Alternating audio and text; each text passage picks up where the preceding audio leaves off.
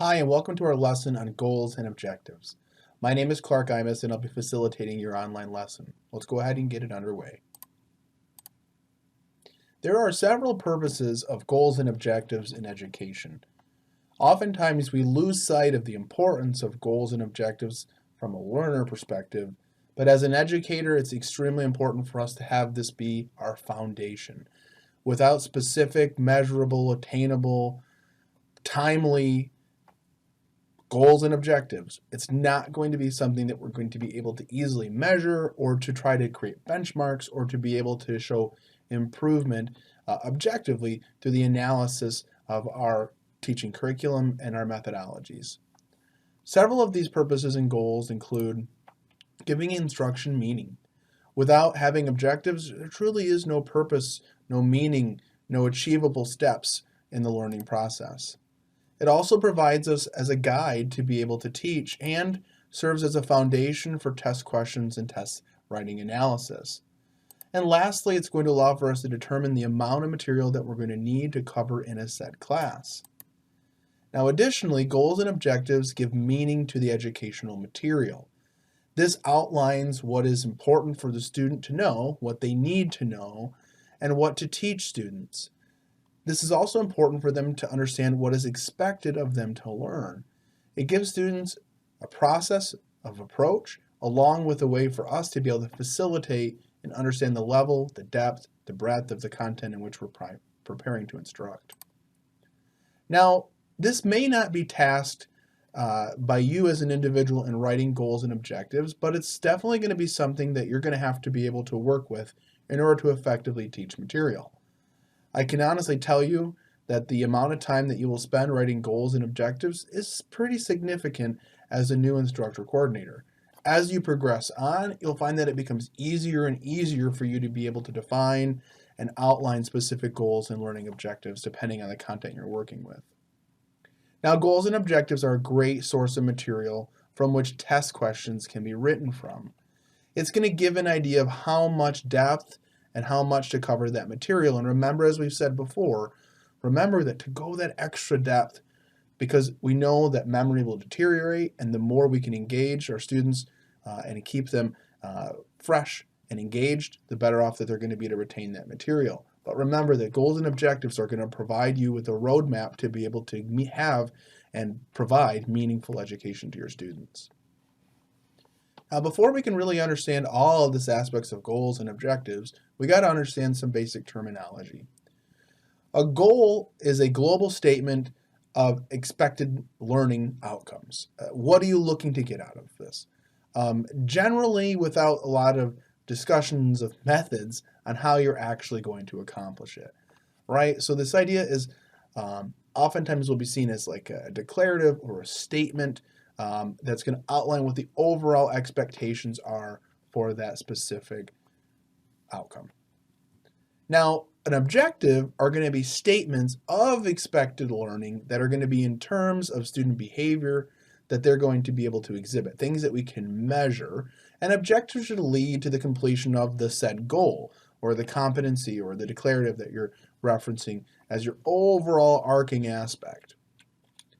There are some functions of an objective that must be in place in order for them to be able to be effective. Number one, they have to be clearly articulated. You have to be able to fully understand your audience. You have to be able to understand what behavior you expect from them, what conditions under which that behavior will be performed, and then what measurements and tools or strategies will you use to determine student success outcomes. Again, an objective is going to give us that foundation to be able to do for. Now, you also should have some level of a performance agreement. This is going to be used by both instructional designers and classroom instructors. It doesn't matter if you're creating content or you're the one providing the content. Either way, you have to have a good understanding of how goals and objectives are going to have an impact on the learning environment and the role in which you play as both a designer and the artistic side, and then as an instructor. Now, instructional designers determines if content is going to be delivered that is going to meet the goals that are established. So as a designer of classroom content, you want to make sure that when you're establishing specific outcomes or goals or objectives, that it meets what your intended outcome is. Classroom instructors use these to be able to ensure that the content found within the written lesson plans and the content that's presented all tie back to the goal. Again, think of this as a scaffolding that you're building, right? You're establishing a general overall arcing goal, and then you're laying in specific measurable criteria, again, that are going to be met through your performance agreements that are going to allow for you to be able to achieve those set objectives to meet that end or terminal goal. Now we have to talk about Magner here. Magers is the individual who created or has been at least credited with creating the modern concepts of educational goals and objectives. Robert Magner has been around for a long time, but he, again, back in 1962, with his first edition, he began to come up with this process of creating goals and objectives to help, again, provide a clear roadmap for the educational process, but also ways in which we can determine competencies and expertise, assessment levels in regards to the performance of said learning objectives and or goals, right? So how he really was kind of the founder of this idea of, if you lay out these objectives and students are able to meet that objectives, they can follow that breadcrumb trail to, in essence, meet that overall goal. And it's been reworked several times since then. We also know that goals and objectives have to be concrete, measurable statements. You're going to hear me use the term again and again, SMART goals, and I'll have a whole section on that here in just a moment. But it's important. As an instructional designer, you clearly need to be able to communicate to both your teachers, to your students, and anyone else what behavior is expected and what specific requirements are going to be needed to be completed in order to accomplish the said overall arcing goal that you have. Now, each objective should relate to at least one goal, right? So if you're going to have, it's not something like you're going to have 500 goals and one objective. That doesn't probably make the most sense. You're going to want to have at least an objective, probably multiple objectives that are going to work towards a common goal. And I'll actually pull up the national content for you to be able to take a look at the National Education Standards to kind of understand what goals and objectives are for some different perspectives, right? Now, they're related, right? But each goal needs to have at least one objective. So if it's going to truly be a goal and objective, you got to have at least the objectives be related to the goal, and you have to have at least one objective in order to have an effective goal. Now, this, in essence, means to determine that if you're teaching the appropriate content, then this should be relatively consistent for you to be able to do, because, again, you know that you're hitting the individual levels based on your set objectives to meet that overall arcing goal. Now, you're also going to see some pre-presentation evaluations.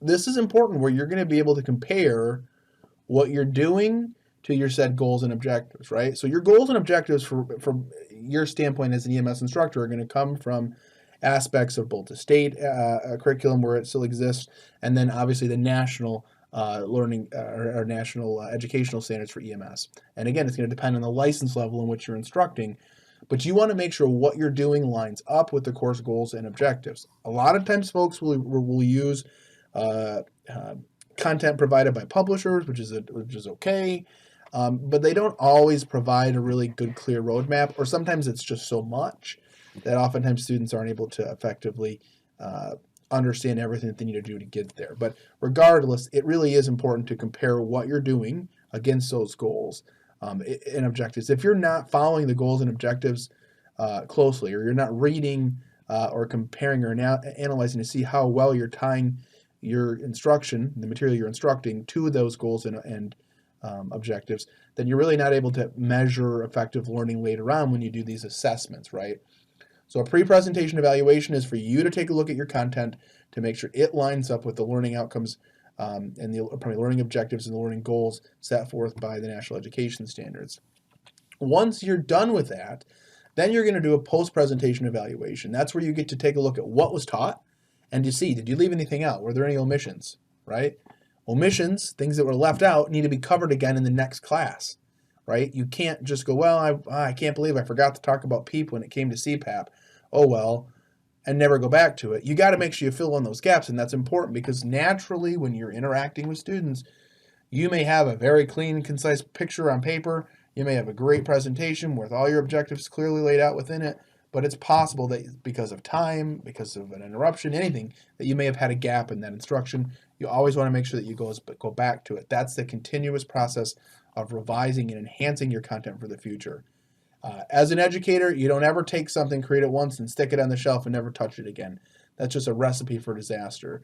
You need to make sure that you're touching that content as much as you can to make sure that it's, again, going to be clearly laid out with those objectives and those goals and able to tie or to correlate those things together.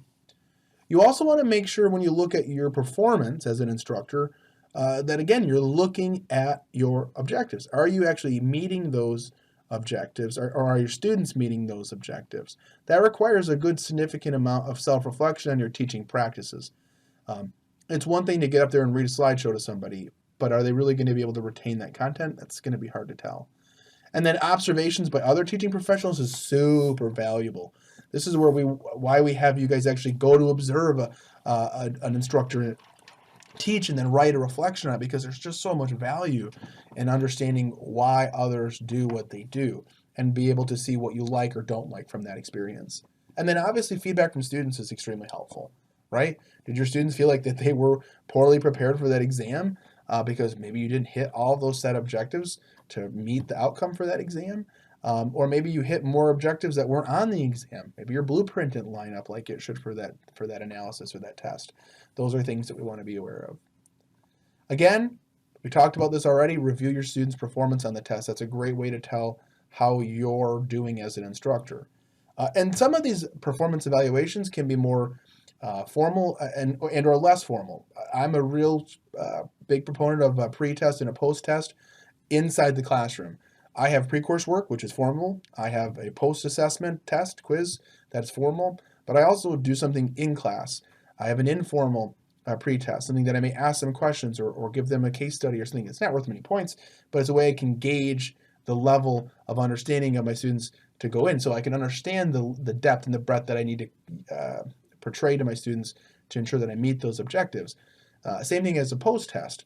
My post-test is going to be maybe an exit ticket with some reflective writing, and they have to turn that in before they leave. Maybe it's going to be some form of discussion that we're going to use as a way to exit the class. Whatever that might be, that's going to give me an understanding of how much material my students potentially retained, or at least what they perceived. And again, that's going to help me understand later on their performance on their tests, and then start to be able to draw some connections between all those different factions. Now, there are some common characteristics of goals, right? Goals, in essence, are global statements of intended learning. They're a lot of times very philosophical in nature, and they don't communicate specifics, not on how you're going to accomplish them or how you're going to measure them. It's just, here's the declarative statement that says, boy, wouldn't this be great if we could do? And then we have to then, again, kind of tie that back to something that is specific, measurable, tangible, right? And that'll be our objectives. Think of your goals as a vision or a mission statement for an organization. It's going to be very lofty. It's going to be very large, very philosophical again, but it's intended to be so, right? It's kind of lays the foundation for what you're going to go for, and then your stepping stones will be your specific objectives. Again, it may not, or it may lead or contain all of the ABCD elements of an objective. And I'm going to get to that a little bit later. That's something that's older. SMART objectives are definitely where it's at, but I'm going to go ahead and go over that content regardless. We also what's the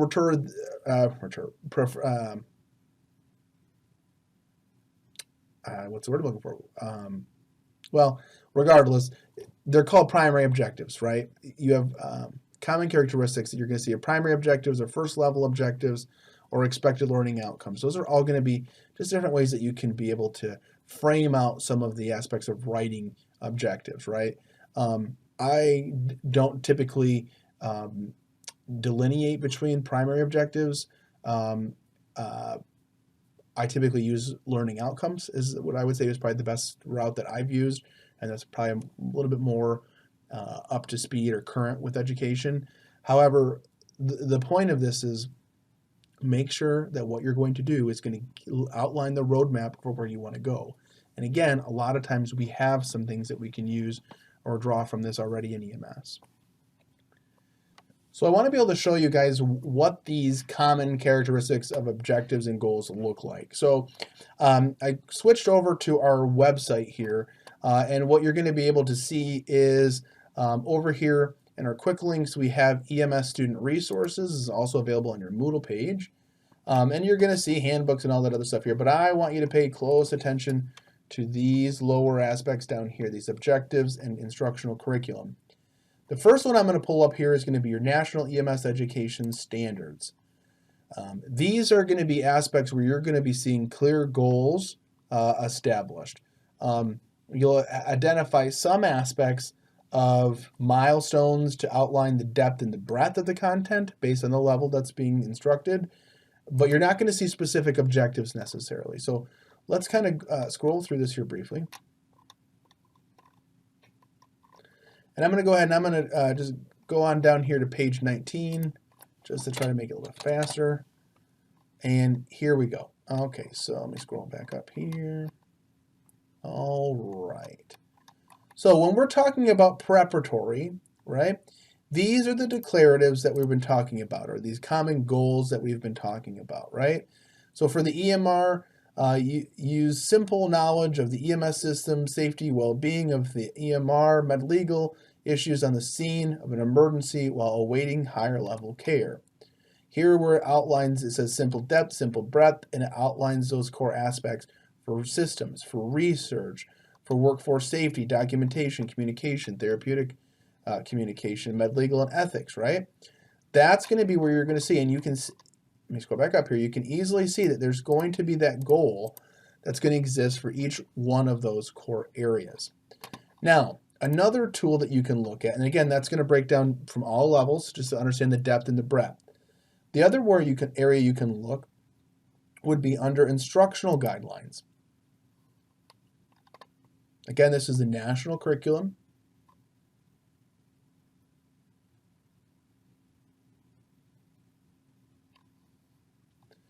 So this is going to be your instructional guidelines. This is a little bit different of a tool. Here again, you're going to see the standard or the goal, and then you're going to see outlines here. Now, these again are not objectives. These, we're getting closer, right? But we're not quite there yet. This is going to outline the content in which you need to instruct. So now you can understand some of the more detailed aspects of the content that you're instructing. So if you again compare, you can see very generic here.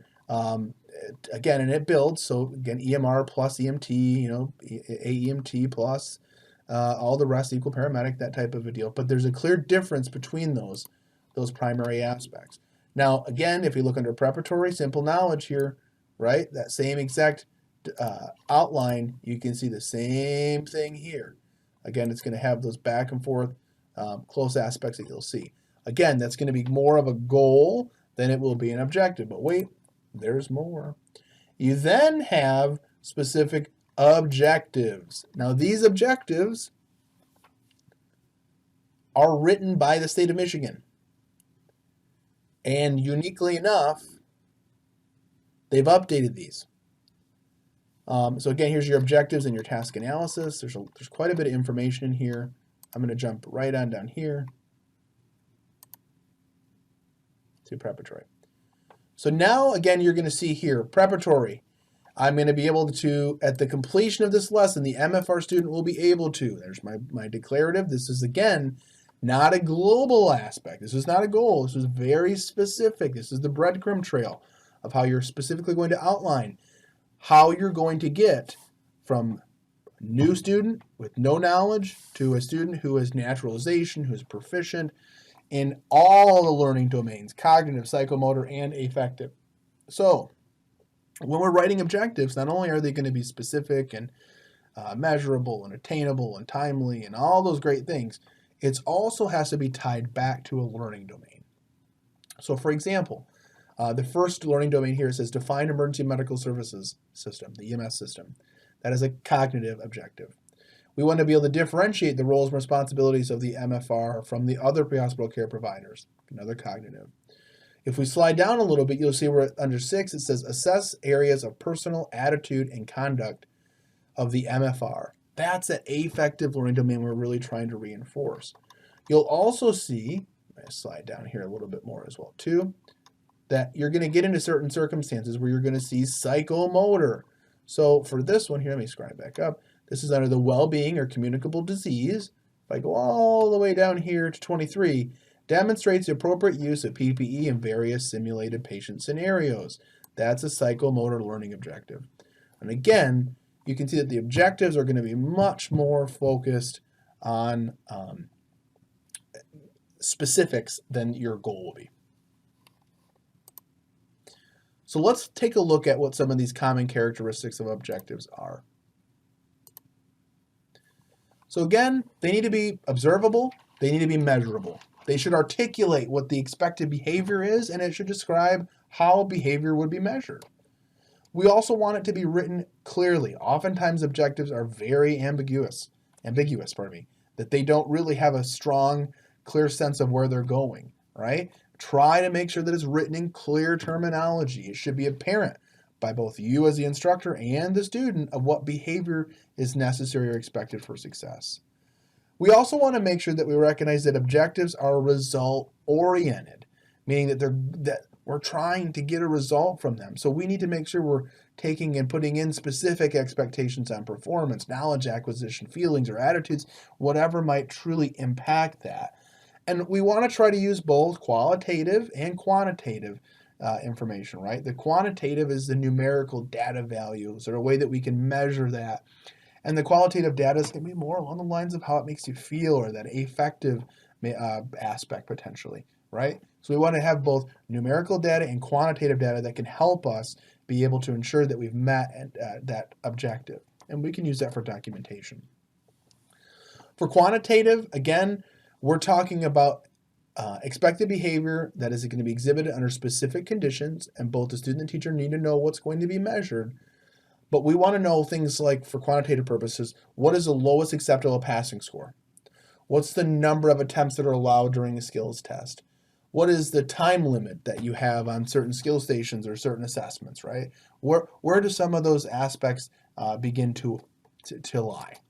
We also think for qualitative, we want to be able to outline. These are typically non-numerical observations expressing underlying dimensions or patterns in relationships. So we're wanting to be able to measure ways that an individual may value a concept or an idea.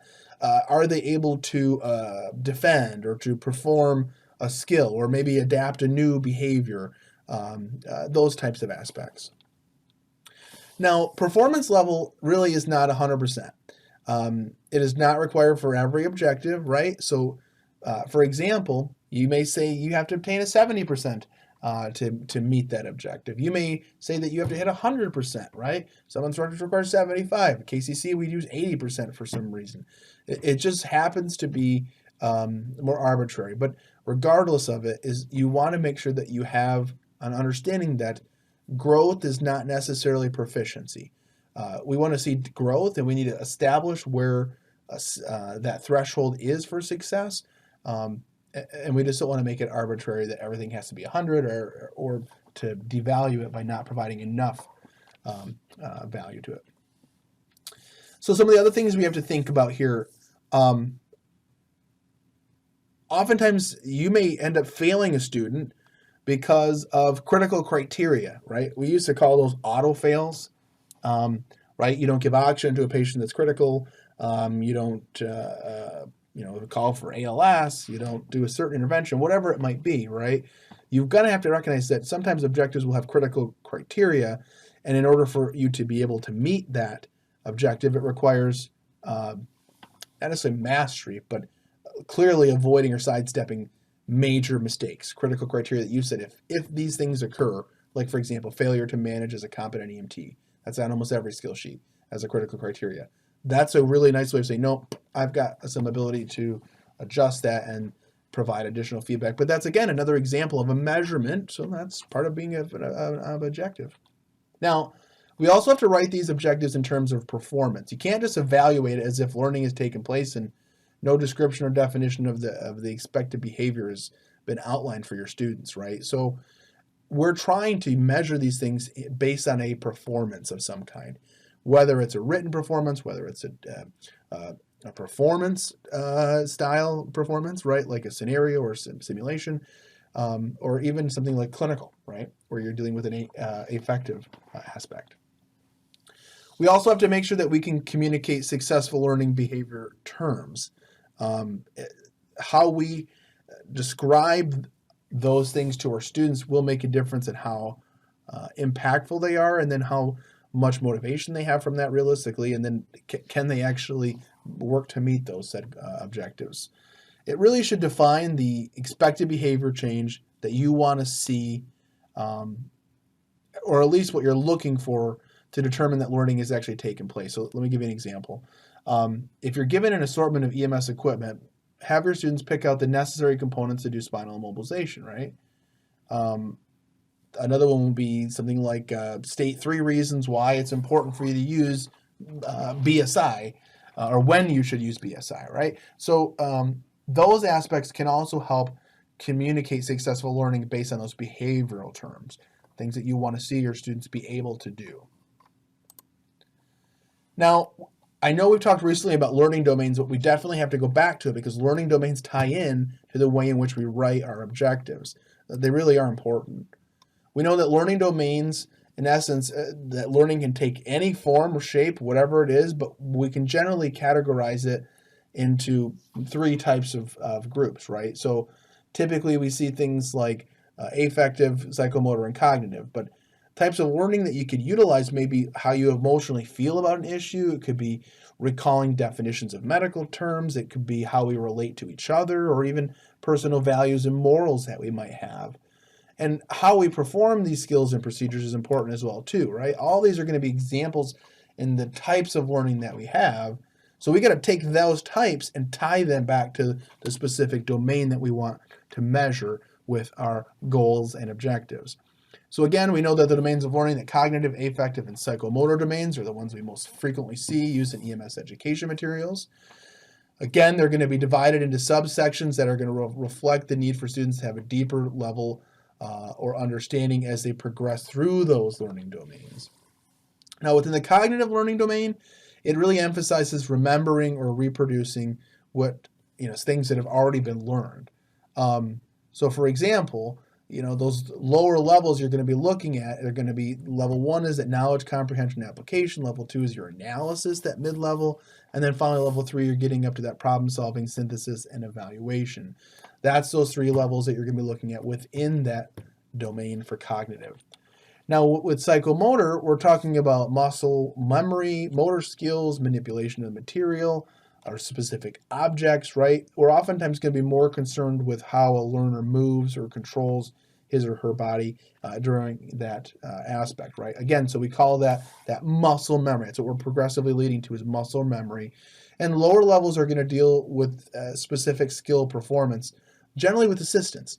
You're not going to just throw a mannequin on the table and say, put an eye gel in it, and they're going to go forth and do it after reading the book. You're going to have to assist them in that process and progress them through and to muscle memory or naturalization, right? So again, those 3 primary levels: imitation and manipulation is your first, precision is your next, and then finally to your articulation and naturalization. And again, you're going to see it follow that basic knowledge, application, problem solving. Again, they're specific to each level, but it follows that pattern.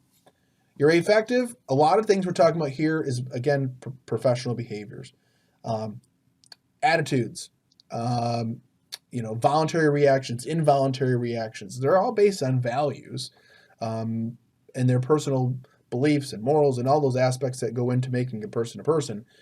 But that's what we're oftentimes measuring, and that's one of the at least the most challenging ways that you're going to be charged with to educate your students are going to be in how to mold them into that professional standards, while really formulating a recipe to do so that's unique to each student. I mean, it's not something that you can just do a blanket statement and all of a sudden everybody's a professional. That's That they all come with different baggage. And we also know it's difficult to write objectives for these because it's very difficult to evaluate if learning's taken place in the affective learning domain. The best thing you can do is find ways in which your students can model that behavior. Simulation is a great way to be able to do that. Clinical aspects are another great way of being able to do that, where you can actually immerse them into that environment and then observe and document their professional behavior, right? Document the learning that occurred within that affective domain. Now, within the levels of affective, there are again 3 more levels of progression. Level 1 is the receiving and responding. Level 2 is the valuing, and then level 3 is organizing and characterizing. Again, you're going to see that lower level. Knowledge, application, problem solving. All of that's going to build upon those levels. We also want to consider domains of learning when planning our lessons and evaluating how we actually instruct and what techniques we deploy to instruct. We want to make sure that we're doing things that are meaningful to the students, that's going to engage participation, and that's going to lead to learner growth. And in order to do that, we really have to be able to tie back to those 3 primary areas, as we showed in the state objectives: cognitive, psychomotor, and affective. We got to tie those back down through so that way we can ensure we're getting what we need to get out of that entire process. Now, there are some goals and objectives in lesson plans. We'll talk goals first. Goals obviously are the first overall goal of the instruction of the program or the event. Oftentimes they're called terminal goals or primary goals, things of that nature. Shouldn't be anything surprising to you there. Goals do not contain specific information on how learning is accomplished. We know that is a objective. That's where those are going to fall into place, right? And again, these goals are very philosophical. They're very large. They're intended to outline the end goal or the end product of that statement. Now, objectives are going to be different. Objectives are going to be subordinate. They're going to be below. They're going to be subordinate to the goal. They're going to do what they can to work and meet towards the goal. In completing the objective, the student is moving towards the achievement of that goal. Again, and those benchmarks are going to be things that you're going to take a look at. A lot of times that you're going to hear objectives called enabling objectives. That's nice. I think it's a little bit older term now. And a lot of times you're going to hear traditional instruction talk more about the ABCD format, which is audience, behavior, conditions, and degree, which is a great way of looking at writing some of those objectives. The ABCD format is not as comprehensive as SMART objectives.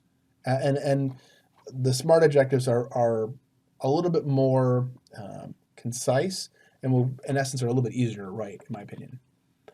Now, that performance agreement is really important. That performance agreement is the process of critically evaluating goals, objectives, and course content to make sure that all that crap works together, right? You got 3 big machines that you're trying to make sure that you work, and you got lots of little gears inside of all those machines, and everything needs to click and tick just like clockwork. In order for that to happen, you have to really understand what you're doing. That's your objectives, your goals, how you're going to be able to do that. That's going to be your instructional techniques and methodology. And then most importantly, your students, because all 3 of those things have a relationship together. And until we can really be able to understand those aspects, we're not going to be able to have a good understanding of the performance that we expect from our process, our goals and objectives, especially when it comes to attainment of credentialing. Now, every goal should have at least one objective. We talked about this already.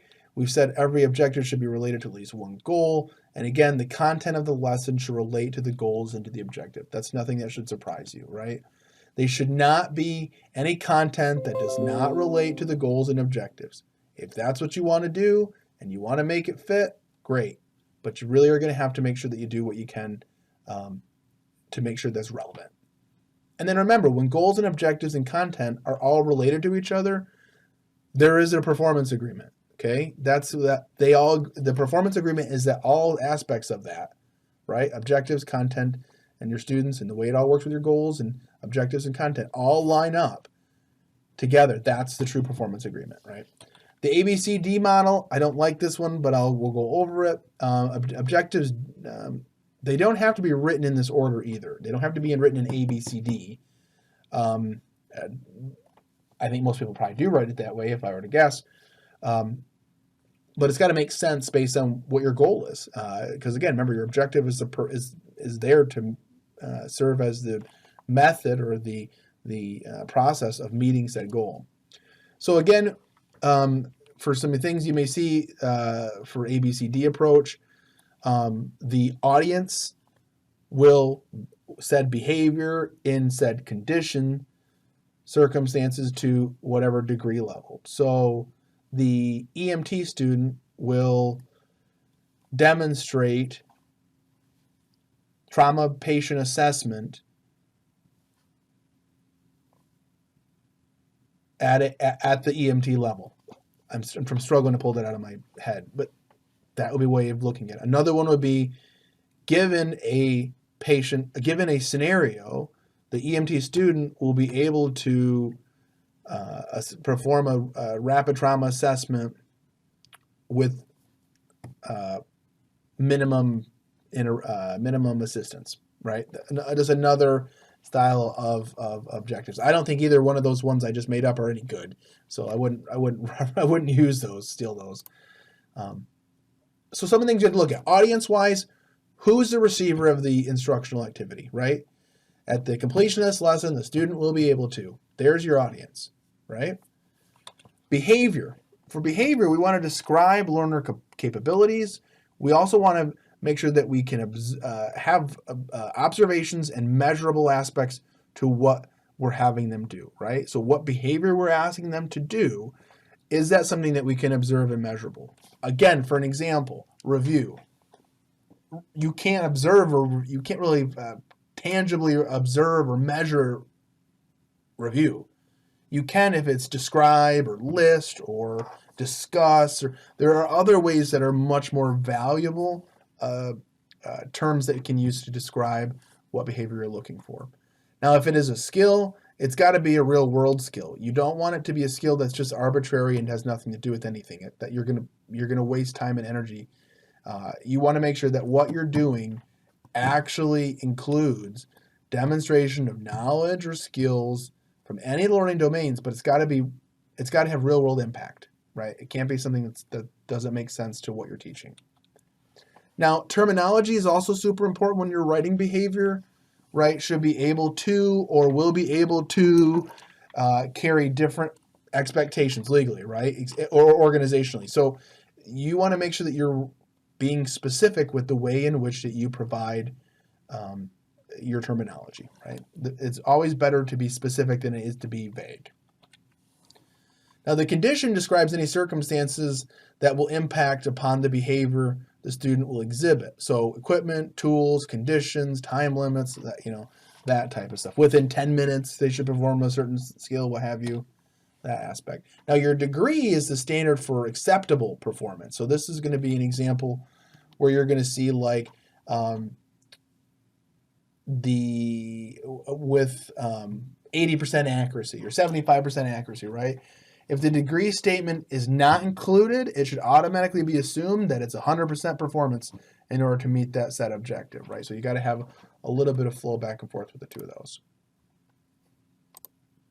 So let's talk SMART objectives, because SMART objectives are really what we need to be on top of now as educators and EMS and in general, because ABCD approach is nice, but it didn't really do what we wanted it to do, and it's not nearly as user-friendly or as easily unpacked as a SMART objective is.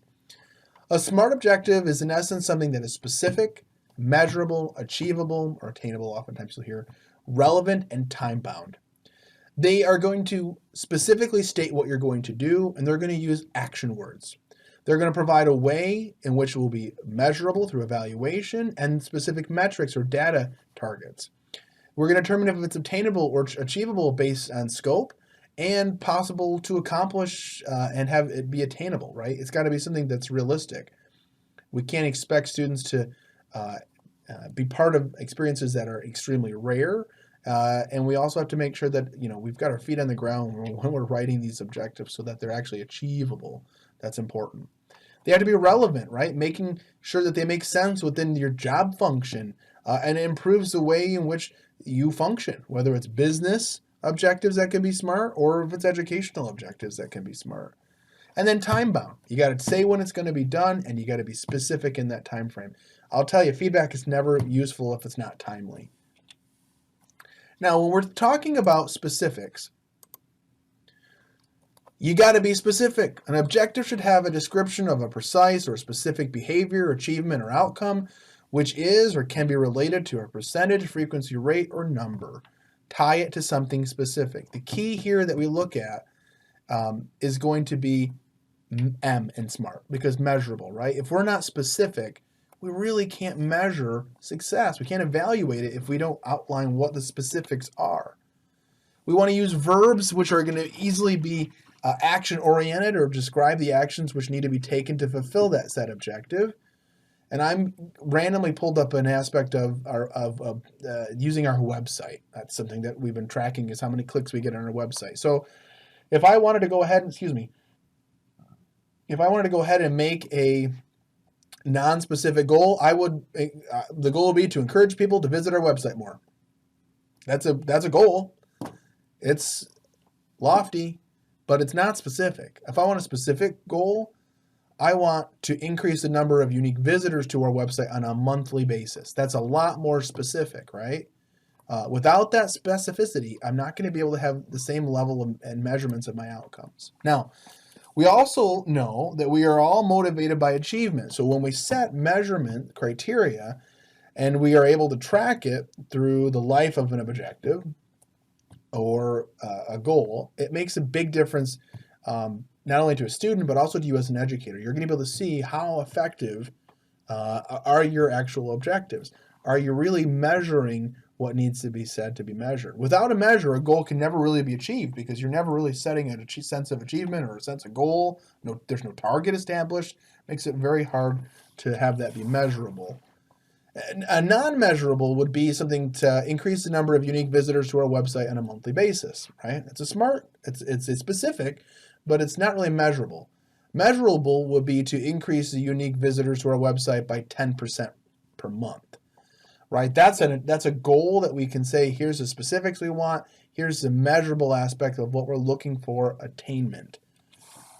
Achievement's your next portion of it, right? And if you set a target that is simply just not possible to reach, then you're going to end up demotivating yourself and your students and your team, everybody, because you got to recognize there's a fine balance between setting a target, right, and making sure that it's a challenging target, yet that's one that's still obtainable, right? You don't want it to be too simple or too achievable. You want it to be at least a little bit, because we don't want to devalue the process.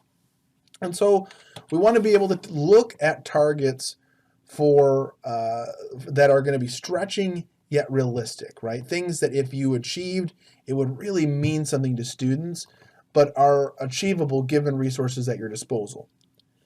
For example, as an instructor coordinator, if you're going to be doing continuing education credits where you're applying for CEUs to offer,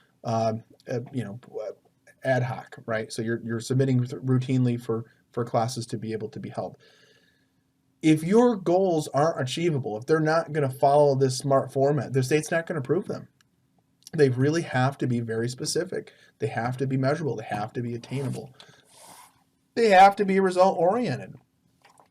Result orientation is about making sure that we achieve what we set out to achieve, that our students reach the overall goals that are necessary, whether it's for education within our organization or even us personally as instructors, right? And it's going to create a sense check on the goal setting to make sure that we aren't doing things just for the sake of doing it, but we're really actually doing something. We're setting out to achieve that goal because we know that we want to have success in reaching the end game, to getting to the results that we want to see, which will in essence contribute to the success of our students. We also want to recognize that result orientation is about making sure that we really understand what impact we have and our curriculum has on our overall goals for our students. One of the things that's important when you think about SMART goals, or results at least of a SMART goal or objective, is that it is a sense check on the goal setting to make sure that we are doing things for the right reasons, right? That you want to ask yourself, why am I doing this? Is there a reason why or not that I'm actually looking at the success of my, what will contribute to the success of my learners? Timed is another one, right? So it has to be timely. An objective without a time frame, again, doesn't have a sense of urgency. It doesn't have a lot of motivation behind it. It's going to be hard for it to succeed. Deadlines provide you with the real impetus and really is going to push you to be able to achieve what can appear to be very difficult objectives to reach or difficult goals to or targets to reach. It's important that you establish a time frame. The time frame needs to be one that's realistic, right? So if we were to state our website objective, if we stated with the initial objective to encourage more people to visit our website, the timeliness of it would be to increase unique visits to our website as defined by Google Analytics by 5,000 per month by the end of the first quarter, thus allowing our advertising sales team to charge an extra 10% for web advertising space. That's a really specific objective, and it really is going to help outline everything we need to, the specifics, the measurable, the measurements, how attainable it is. Are we going to be able to do this in a timely fashion? And is it achievable, right? So the specific, measurable, achievable, result-oriented, and timed SMART objectives really, really are going to help motivate those involved, especially for you guys as writing these, right? It really helps you be understanding more of what you're going to be doing. It really helps you frame out in your lesson plans what you're going to be looking at, because these things will become more and more achievable as you understand how these SMART goals or SMART objectives will work. It ends up creating a much easier timeline, a much easier breadcrumb trail, I keep using that, to guide you where you're at. And again, when you're thinking about lesson planning, SMART goals really are important because it's going to help you outline where you're headed. And remember, your lesson plan should be feed back into your goals, your objectives, which should feed back into your goals, which go back to ensuring that your learners have the outcomes that you expect. A well-written objective is going to tell you who exhibits a behavior, what observational performance the learner should exhibit, and to what conditions are provided for the learner at the time of the evaluation. And lastly, what constitutes a minimum acceptable response? Where does that threshold exist for success versus non-success? So I hope that this was helpful for you. Again, I will encourage you to use some of the resources that are available. There is a lot of great resources in your appendice for the 2002 DOT guidelines. I would encourage you to take a look at there. There's a lot of different verbs and things that you can look at to be able for describing specific objectives that you can utilize to help reference those. And then again, I would also encourage you to fall back into some of those state resources and the state website, as they have a number of great tools when it comes to writing of objectives. So I hope that was helpful, guys, and we'll catch you here on the next one.